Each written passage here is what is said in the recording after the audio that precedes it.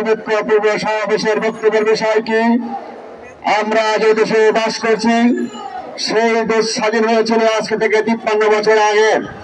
দুঃখজনক বাস্তবতা হচ্ছে সেই ডিসেম্বর মাসেই আমরা 53 বছর পরে এসে যেই জন্য দেশ স্বাধীন হয়েছিল ভোট এবং ভাতের অধিকার আদায়ের জন্য, পাকিস্তানিদের কাছ থেকে ভোটের অধিকার আদায় করার জন্য, ভাতের অধিকার আদায় করার জন্য আজ 53 বছর পরে এসে আমরা একই অধিকার আদায় সংগ্রামে নেমেছি।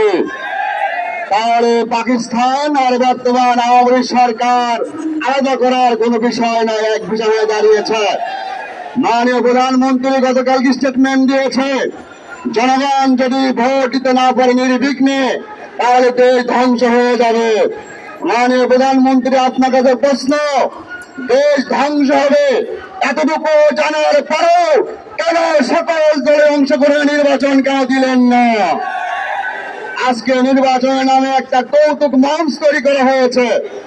আমরা গতকালকে দেখেছি সোশ্যাল মিডিয়ায় জাতীয় পার্টির মহাসচিবের পোস্টারে লেখা হয়েছে, জাতীয় পার্টির মনোনীত আওয়ামী লীগ সমর্থিত, জাতীয় পার্টি মনোনীত আওয়ামী লীগ সমর্থিত এমন পোস্টার ছাপিয়ে নির্বাচনের একটা কৌতুক মঞ্চ তৈরি করেছেন। জনগণ কিন্তু ভালো করে জানে জনগণের 1400 কোটি টাকার হিসাব ওই গুন্ডায় নিয়েছেন। ইনশাআল্লাহ হাবিবুর রহমান সাহেব মনে করছেন অনেক সারা জীবন ক্ষমতায় থাকবে আর আপনার কৃতদাস বানিয়ে রাখবে, কথা ভুল।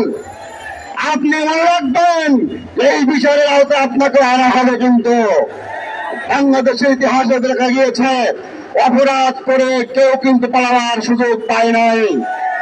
আর একটি বিষয় না বললে নাই, ডাক্তার জাফরুল্লাহ সাহেব ওনাকে জানিয়ে প্রশ্ন করা হয়েছে শিক্ষানীতি নিয়ে, উনি আবল তাবল বক্তব্যের মাঝে একটি বক্তব্য দিয়েছেন, বর্তমান পত্রিকাগুলি বিভিন্ন বিষয় পত্রিকায় লিপিবদ্ধ করে রেখেছে, সেগুলি আকারে বই আকারে প্রকাশ হয়, সেগুলি গাইড আকারে তৈরি হয়।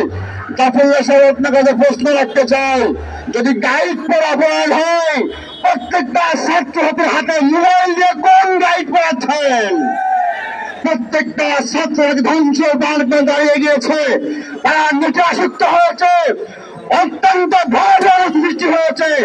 এই জন্য আপনার কোনো কথা নাই, কত শুধু গাইড নিয়ে আমরা স্পষ্ট বলতে চাই, এদেশে কৃষ্টি কালচারের বাইরে গিয়ে সামাজিক প্রণোদনের বাইরে গিয়ে কোন শিক্ষা সিলেবাস বাস্তবায়ন করতে দেওয়া হবে না, হবে না, হবে না ইনশাআল্লাহ।